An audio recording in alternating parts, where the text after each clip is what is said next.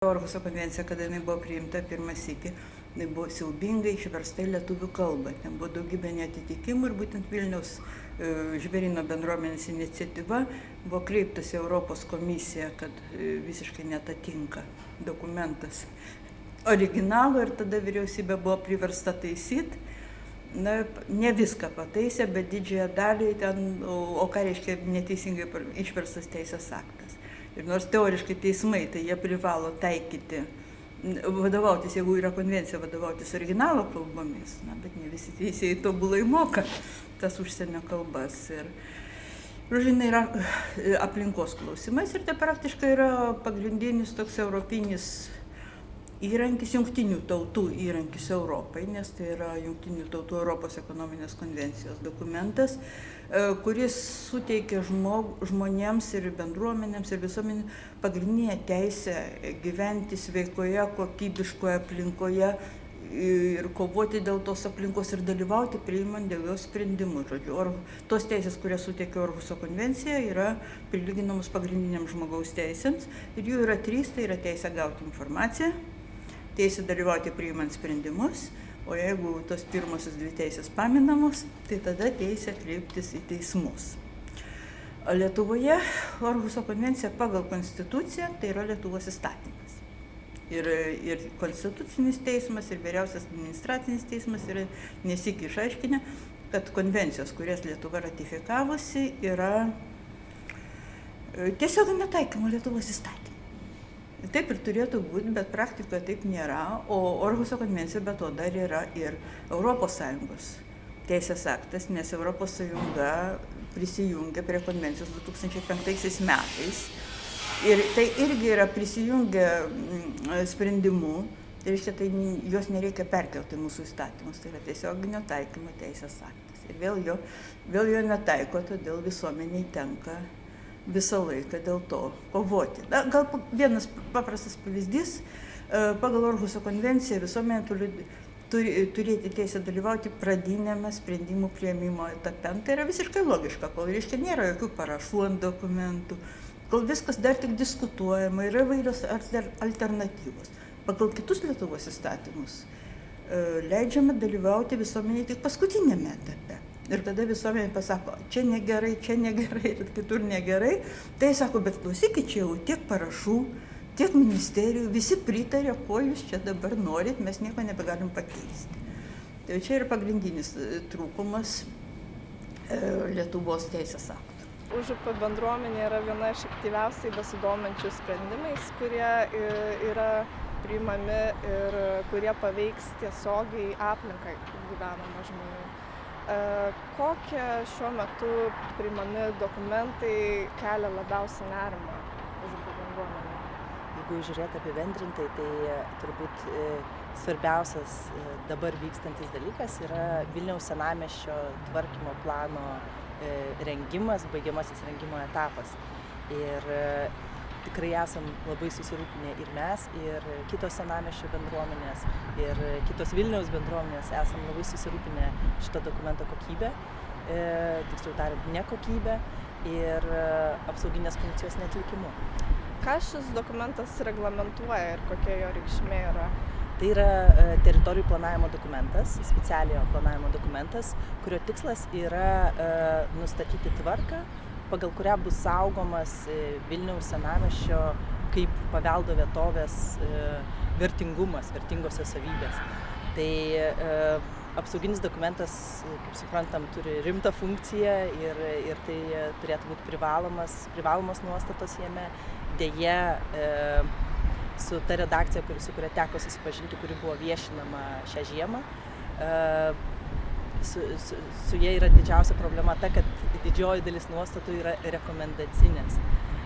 Tai yra apsauginis dokumentas rekomendacinės galios, tai jau savaime prieštarauja. Taip pat yra daug kitų trūkumų. Ir Užupio bendruomenė kartu su kitomis bendruomenėmis teikia pasiūlymus ir pastabas, tačiau susiduria su problema. Kokios tai problemos? Galbūt pradėti reikėtų nuo to, kad pirmoji problema buvo gauti informaciją apie to dokumento turinį. Kaip turbūt esat girdėję, tas dokumentas rengiamas jau ne vienerius metus, tiek kiek mes žinom, 8 metai jau kaip jisai yra rengiamas. Ir mes sužinoję apie to dokumento jau tokį labiau baigiamąjį etapą, kreipėmės ne vieną kartą, mes ir kitos bendruomenės kreipėmės į Kultūros paveldo departamentą prašydami pateikti informaciją tame etape, kuomet dar galimos alternatyvos. Tai yra didelės apimties dokumentas, norėjom detaliau su juo susipažinti kaip įmanoma anksčiau. Ir pirmoji problema buvo, kad mes tos informacijos negavome. Kokie buvo argumentai? Tai argumentai būdavo, kad dokumentas vis dar yra ruošiamas, kad informuosime jūs vėliau, kada bus galima susipažinti.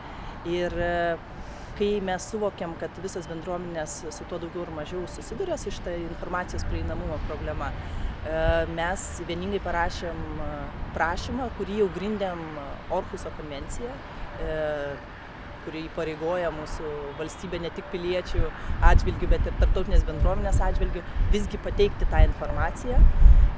Deja, gavome atsakymą, kuris buvo grindžiamas, kad tai nesusijęs su aplinka. Paveldo tas tvarkymo planas, jisai nustato statinių aukštį, sklypų užstatymo tankį, transporto klausimus ir eilė kitų klausimų, kurie neabejotinai susiję su aplinka ir rūpi gyventojams ir piliečiams. Tai tas argumentas mūsų neįtikino. Kultūros ministerija laikėsi pakankamai pasyviai, neužtikrino, kad Kultūros paveldo departamentas pateiktų tą informaciją. Ir dėl šios priežasties grupė bendruomenių ir Vilniaus bendruomenių asociacija kreipėsi į teismą dėl Orhuso konvencijos pažeidimo, dėl teisės informaciją neužtikrinimo. Tai čia pirmoji tokia kaip ir problema, mes kitą savaitę turim posėdį šioje byloje. Kita problema yra, kad kai mes jau gavom tą informaciją žiemą vykusio formalaus viešo svarstymo metu, kuris beje planuojamas pakartoti vasarą, mes pamatėme daug to dokumento turinio problemų, apie kurias galima atskirai daug kalbėti.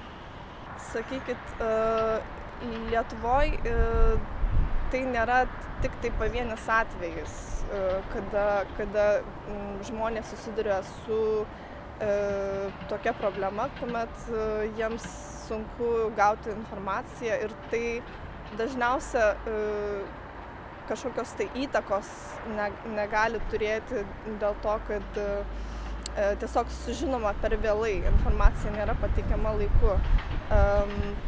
Ar galite paminėti kažkokių tai pavyzdžių, ar koks yra šitos problemos mastas?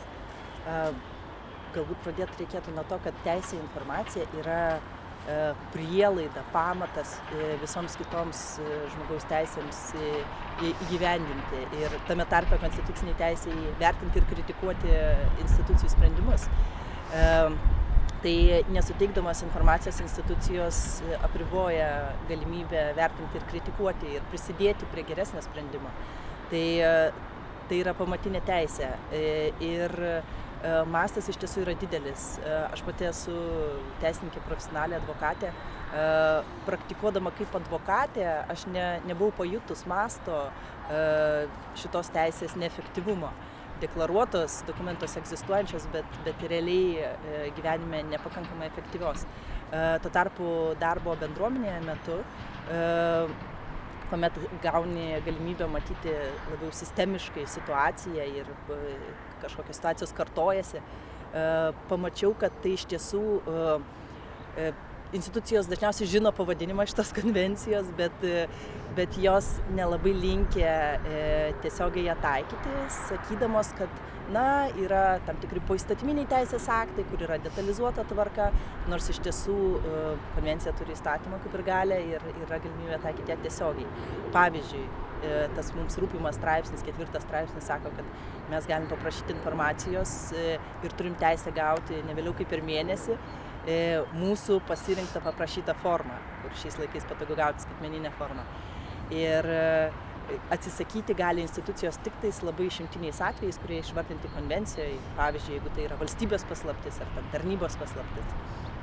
Ir mes susidurėm su situacija, kad prašydami informacijos, pavyzdžiui, apie planuojamas statybas kaiminystėje, apie institucijų sprendimais patvirtintus tuos statybų planus.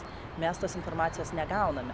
Ir kalbant su kitais Vilniaus gyventojais, matome, kad kreipiantis į Vilniaus savivaldybę ir prašant informacijos apie planuojamas statybas, teisė gauti informaciją yra labai siaura. Tai yra suteikiama galimybė kelis sykius per savaitę ateiti į tam tikrą kabinetą ir kompiuterio ekrane pamatyti, pavartyti dalį dokumentų susijusių su planuojamam jau patvirtintom ir leistom statybom.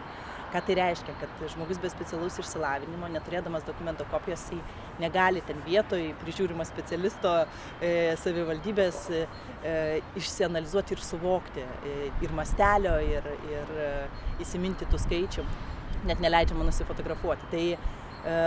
Tai grindžiama aplinkos ministerijos suteiktom konsultacijom, kad tai yra architektų tam tikros autorinės teisės, dėl to kopijos negali būti daromos.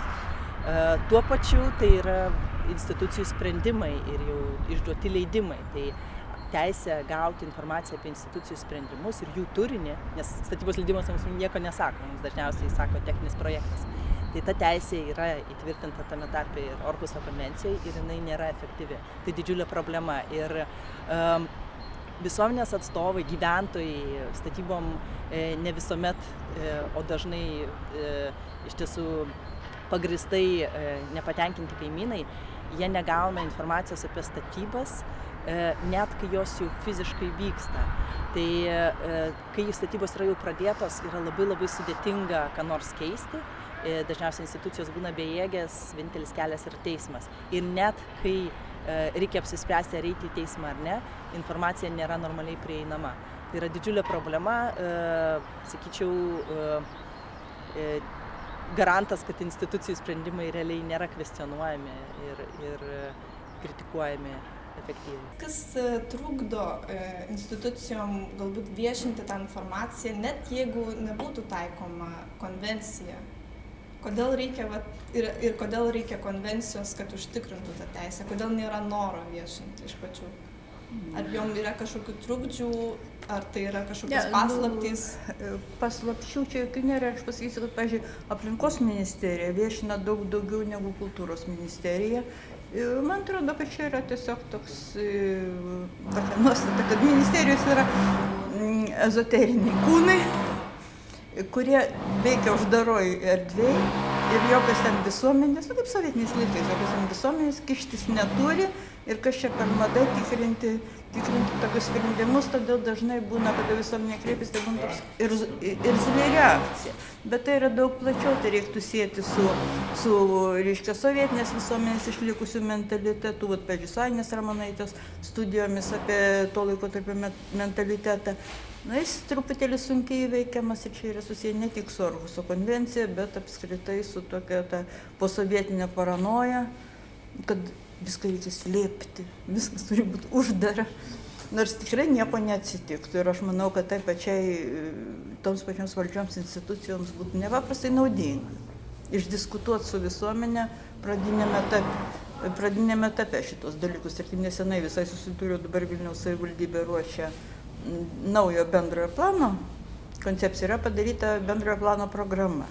Ta programa jinai irgi taip atsilikusi nuo, tarkim, vakarų urbanistikos, maždaug 30 metų mažiausiai, pagal mąstymo lygmenį, pagal tikslus. Tai kas reikia tikėtis, kad gal dabar padiskutuos su visuomenė pradžioj ir vis tik tai bus sukeisti tie pagrindiniai miesto tikslai. Ir tokia diskusija gali atnešti tik tai naudą, taip kad čia yra. Kaip šiuo atžvilgiu sekas mūsų kaimynams, latviams, estams, lenkams, ar čia galbūt... Aš taip negalėčiau palyginti, bet iš tikrųjų reikia problemų dėl Orhuso konvencijos turi įvairios šalis ir vyksta Europos teisingumo teisme ginčai dėl to ir yra suformuota nemaža Europos teisingumo teismo praktika dėl to, kaip turi būti taikoma Orhuso konvencija. O Lietuvoje tai vyksta iš tikrųjų labai sunkiai, todėl kad, pavyzdžiui, daugelį šalių konvencijų tekstai, jie apskritai apibrėžti, jos tiesiog perkeliamos į nacionalinę teisę taip, kaip jos yra suformuluotos. Pas mus kažkodėl imasi perpasakot tą pačią formuluotę, tarkim, suinteresuota visuomenė. Pavyzdžiui, pagal Orhuso konvenciją suinteresuota visuomenė yra ta visuomenė, kuriai svarbu ir procedūros, kaip vyksta, ir kurie apskritai rūpi aplinka. O pagal mūsų teritorijų planavimo įstatymą yra numatyta, kad suinteresuota visuomenė yra tokia, kuriai rūpi įgyvendinti plano sprendinius. O jeigu man rūpi, kad jie būtų neįgyvendinti, tai ką šiandien, tai prarandu teisę kreiptis. Bet Orhuso konvencija numato, kad galima kreiptis dėl visos veiklos, kuri daro poveikį aplinkai. O pas mus tai yra viskas suvedama tik į teritorijų planavimo įstatymą. O teritorijų planavimo įstatymas dabar yra begaliniai liberalus ir daugelis dalykų daromi per statybos įstatymą. O statybos įstatyme nėra jokios tokios ypatingos prievolės vesti, pavyzdžiui, diskursą su visuomenė. Informuoti dėl kai kurių pastatų reikia, dalinai, bet diskutuoti, priimti visuomenės siūlymus iš tikrųjų neprivalu ir visuomenė dažnai sužino tada, kada jos kieme prasideda statybos. O tada valdžios institucijos klausia, o tai kur jūs buvote anksčiau? Ar gali būti, kad tas dialogo nebuvimas yra susijęs su tuo, kad nenorima atstovauti visuomenės plačiosios, kad nenorima atsižvelgti viešąjį interesą, yra tam tikrų žmonių grupė, kuri yra remiama? Matot, grupės jos egzistuoja visam pasaulyje. Tai čia yra neišvengiamai, visur yra lobistai, bet mes Lietuvoje turim lobizmo įstatymą ir turbūt, jeigu nesuklysiu, tik 2 ar 3 oficialiai įsiregistravus lobistus per visą Lietuvą. Tuo tarpu, jeigu jūs pažiūrėsit, kiek lobistų yra įsiregistravę prie Jungtinių valstijų senato, tai jūs ten pamatysit begalę. Ir jie oficialiai viešai vaikšto, taip jie atstovauja bendrovės, jie yra jų samdomi, bet visi žino, kad tas žmogus ateinantis su tokiais pasiūlymais atstovauja tam tikrus verslo interesus ir kokius irgi yra žinoma. Pas mus visą tai vyksta kuluaruose. Ir rezultate netgi, pavyzdžiui, verslo bendrovė sako, tai mes irgi visuomenė, kodėl mes negalim dalyvauti kaip visuomenė, bet iš tikrųjų kriterijus yra labai paprastas. Jeigu tai yra, pavyzdžiui, yra, tarkim, nekilnojamojo turto ten visokių įmonių asociacija. Jinai vienija juridinius asmenys, kurie yra tiesiogiai suinteresuoti gauti pelną, nes tai yra verslas ir tai yra natūralu. Jis ir turi gauti pelną. Bet kodėl dabar ta asociacija gali vadintis visuomeninė organizacija, jeigu jos nariai yra, reiškia, pelno siekiantys juridiniai asmenys? To negalėtų būti, reikia tos konkretesnės apibrėžties. Ir va šita takoskyra vakaruose yra aiški. Ir yra iš tikrųjų 3 grupės. Yra, tarkim, valdžios institucijos, 4 gal sakyčiau grupės, valdžios institucijos, politikai, galima sakyti, jos vienyti, galima ne, verslas ir visuomenė. Ir jie tarpusavį turi tartis, ieškoti visokių konsensusų, tai Orhuso konvencija ir numato, kad turi būti tas dialogas, bet jis turi pradžioj. Susirūpinama taip pat išreiškia ir kitos valstybinės institucijos. Ir jos pateikė savo sprendimus. Gal galite šiek tiek pakomentuoti, kokius ir ką jos... Čia labiau rūpi apie Orhuso konvencijos klausimus ar apie specialųjį planą? Apie Orhuso konvencijos. Apie Orhuso konvencijos. Matote, problema tikrai yra sisteminė. Ir kitos institucijos ir taip pat tarptautinės organizacijos teikia tam tikras pastabas, deja tos institucijos nėra sprendimo priėmėjos to klausimu. Ir jos reiškia susirūpinimą, bet turbūt galėtų efektyviau prisidėti prie teisinės bazės sutvarkymo ir visgi paaiškinimo vykdančiosioms institucijoms, kad reikėtų vykdyti konvenciją tiesiogiai, ypač kai tam yra visas prielaidas. Pavyzdžiui, mano minėtas 4 straipsnis dėl informacijos pateikimo, jisai yra pilnai sureguliuotas, ten yra ir terminas, ir forma įvardinti, nereikia jokio lydinčio teisinio reguliavimo, kad tai būtų įgyvendinama. Tai yra tam tikra diskusija, yra suvokiama problema, bet realiuose veiksmuose tai pilnai, mano galva, neatsispindi. Tai daugiau deklaracijos, o ne realus veikimas. O dėl senamiesčio specialiojo plano rūpestį taip pat išreiškia valstybinė kultūros paveldo komisija. Kiek aš žinau, jie yra pateikę pastabas ir kiek aš žinau, ir ICOMOS, Lietuvos nacionalinis komitetas yra pateikęs pastabas, eilė gyventojų yra pateikę pastabas. Kultūros ministerija ir Kultūros paveldo departamentas yra apsisprendę pakoreguoti tą specialųjį planą ir vėl naujai jį viešinti, kadangi teisės aktai nenumato antro viešinimo, tai bus tarsi naujas pirmas viešinimas pagal reguliavimą ir tada mes pamatysim, kiek buvo atsižvelgta į tas pastabas. Tikrai daug kas pateikė labai esminių, kertinių pastabų, dėl kurių tas dokumentas turi būti iš esmės pertvarkytas. Pavyzdys, paprastas vadybos klausimas, kad rengiant tą dokumentą nebuvo aktualaus faktinio pagrindo. Tai yra, mes matom dokumente figūruojančius pastatus, kurių nėra jau 10 metų, arba kitose jo vietose matom, kad yra pusės metų senumo informacija normaliai atnaujinta. Nėra tolygus tas jų turimas pradinis išeities dokumentas, faktinis pagrindas, kokia yra de facto situacija dabar senamiestyje. Kitas aspektas, kad rengiant tą dokumentą nebuvo atlikta esamos būklės analizė. Tai yra, šis dokumentas jisai reguliuoja, kokia kaita senamiestyje galima. Senamiestyje ir jo apsaugos zonos. Tačiau nėra nustatyta, kokia dabar yra esama senamiesčio būklė. Planuoti kaitą ir apibūdinti ją, pavyzdžiui, galima minimali kaita arba galima didesnė kaita ir nesuvokti, kokia esama situacija, tai yra kaip minimum neprofesionalu. Kokią kultūros komisijos ir teritorijų planavimo inspekcijos reakcija į šiuo metu vykdomas naujas statybas senamiesčio teritorijoje? Aš galbūt šiek tiek pabaigsiu susėdama su tuo specialiuoju planu. Kaip tik vakar mes gavom atsakymą teritorijų planavimo ir statybos inspekcijos, kur buvo patenkintas mūsų skundas ir Kultūros paveldo departamentui nurodyta tinkamai atsakyti į mūsų teiktas pastabas, nes atsakymai buvo labai lakoniški, abstraktus, nesuprantamo turinio realiai. Ir kiek mes žinom, tokius atsakymus pateikė Kultūros paveldo departamentas iš esmės visiems besikreipusiems, tiek institucijoms, tiek gyventojams. Tai, kad inspekcija konstatavo, kad tai yra netinkamas turinys ir turi būti pateikti motyvai tiek teisiniai, tiek faktiniai, tai aktualu visiems, nors ne visi pasinaudojo skundimo teise kaip mes. Tai aš labai tikiuosi, kad mes informavome susijusias institucijas ir labai tikiuosi, kad jos užtikrins, kad visiems bus pateikta normaliai informacija, ne tik tiems, kurie skundžia, nes tokiu atveju būtų tikrai iš jų pusės korektiška. Dėl kitų institucijų reakcijos į šiuo metu statybas vykstančias, tai noriu akcentuoti, kad mūsų praktika pastarųjų 15 metų rodo, kad kiekvieną kartą suaktyvėjus nekilnojamo turto rinkai, Lietuvos paveldo apsaugos sistema neatlaiko šio išbandymo ir neapsaugo tinkamai paveldo.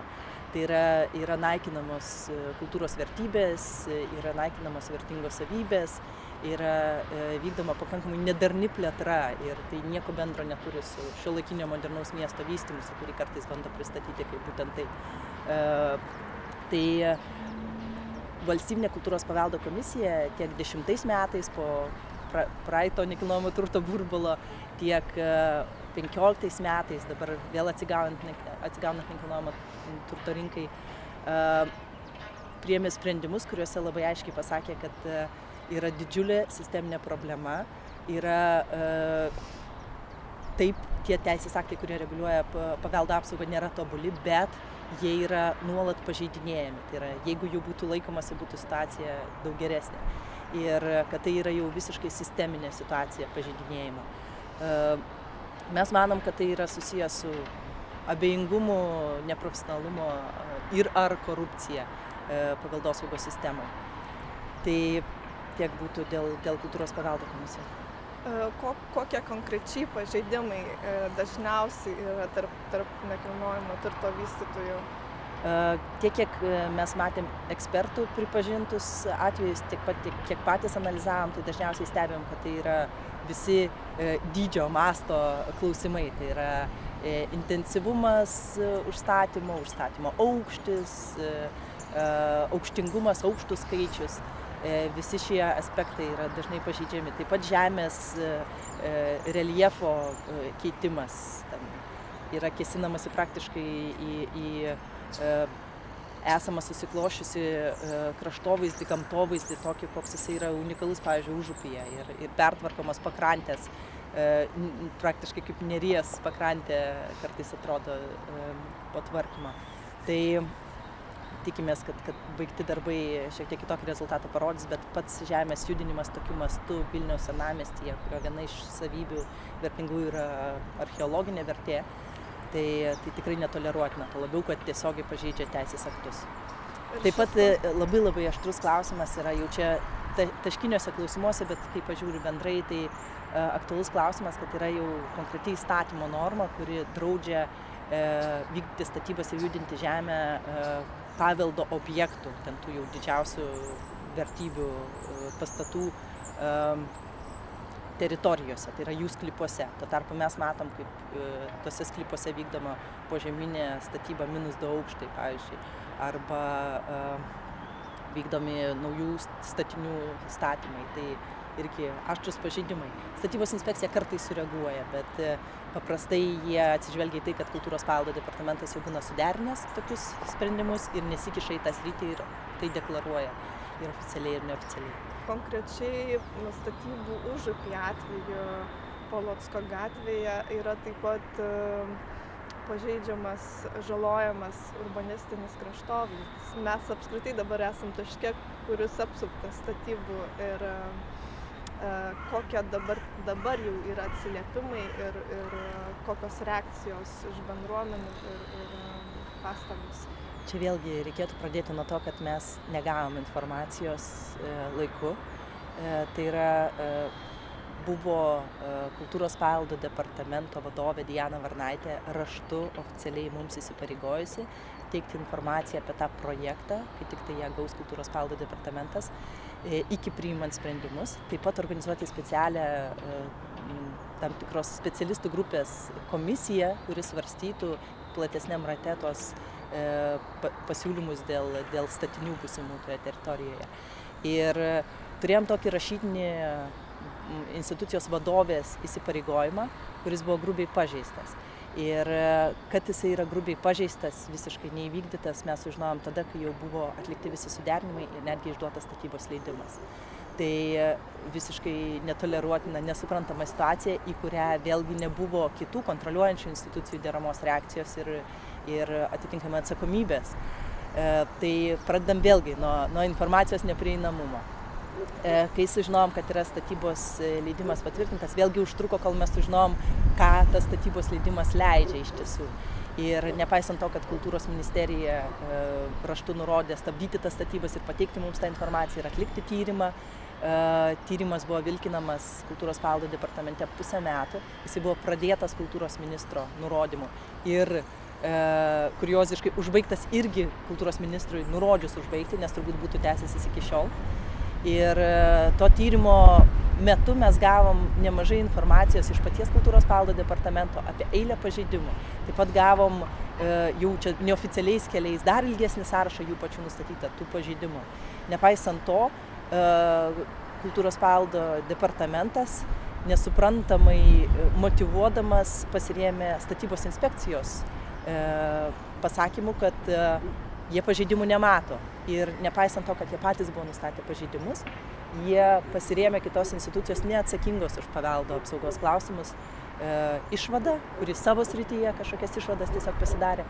Ir tuo remdamasis kultūros paveldo departamentas tyrimą užbaigė sakydamas, kad tai yra tobulas projektas ir nėra absoliučiai jokių pažeidimų. Lygiai grečiai buvo pradėtas kultūros paveldo komisijos ir mūsų bendruomenės prašymų šito klausimo nagrinėjimas prokuratūroje. Vilniaus apygardos prokuratūra, vėliau generalinė prokuratūra neapčiapė, kaip jie teigia, viešo intereso pažeidimo. Jie nurodė, kad rėmėsi tom institucijom, jų galtiniais sprendimais Ir aš suprantu, kad tai yra iššūkis net ir prokuratūros darbuotojams tokio didelio masto, vos ne 1,5 hektaro teritorijoje vykdomas didžiulės daugiabučių kvartalo statybas įveikinėti, kai yra stipri verslininkų grupė kitoj oponuojančioj pusėj, jau pradėjusi statybas ir jau pradėjusi skaičiuoti nuostolius, jeigu tos statybos būtų stabdomos. Aš suprantu, kad tai yra iššūkis ir aš manau, kad iš dalies tai nulėmė nenorą imtis to viešo intereso gynybos ir prokuratūroje. Artėjantis posėdis kokią reikšmę turėtų situacijos gerinimui, jeigu būtų pripažinti pažeidimai? Kalbam apie teismo posėdį dėl Orhuso konvencijos. Iš tiesų stebina labai institucijų pozicija, atsakovai yra Kultūros paveldo departamentas ir Kultūros ministerija. Ir mano galva, mano kaip teisininkės galva, jie net nesigina, jie tiesiog nurodo, kad mes nepatikėm informacijos, nes vėliau mes atlikom viešinimą tos dokumentacijos po kelių mėnesių, kaip liepė ministras. Tai yra, jie aiškina, kad jie nepadarė pažeidimo pirmadienį, nes penktadienį tai viską darė kitaip. Tai mūsų tikslas yra įrodyti, kad visgi buvo padarytas šitos konvencijos pažeidimas. Deja, teismas nesutiko stabdyti su senamiesčio tvarkymo planu susijusių veiksmų tol, kol bus išspręsta šita byla. Bet pati ta deklaracija teismo, pripažįstant mūsų tą teisę ir jos pažeidimą, jau, manau, būtų žingsnis ir galimybė teikti nuorodas į tą praktiką, prašant vėlesniuose etapuose informacijos tokios dar svarbesnės arba mažiau svarbios, tačiau naudojantis tą teisę. Tai yra svarbi praktika užtikrinant tos teisės efektyvumą. Tai yra pirmas kartas, kai į teismą kreipiamasi dėl informacijos nesuteikimo Orhuso konvencijos pagrindu. Ar tai sukurtų precedentą tolesniems atvejams? Aš manau, kad taip. Iš tiesų, Orhuso konvencijos klausimai jau buvo sprendžiami teismų praktikoje, bet kiek man žinoma, 4 straipsnio klausimas bus nagrinėjamas pirmą kartą. Tai yra tos pačios elementarios teisės į informaciją klausimas, ne viešo intereso gynimo ir panašiai. Institucijos yra, sakant, turi dirbti visuomeniai. Tai labai priklauso nuo to, ką mes išrenkam į Seimą ir kaip Seimo nariai gina tą viešą interesą. Taip kad Orhuso konvencija yra fantastiška priemonė, tik tai ją reikia naudotis ir veiksmingai naudotis ir nepamiršti, kad kiekvieną kartą mes turim tą instrumentą. Ir net jeigu jisai neperkeltas į kitus įstatymus, ko iš tikrųjų ir neturi būti, pati Orhuso konvencija yra Lietuvos įstatymas, taikomas tiesiogiai ir visos bendruomenės to ir turėtų reikalauti.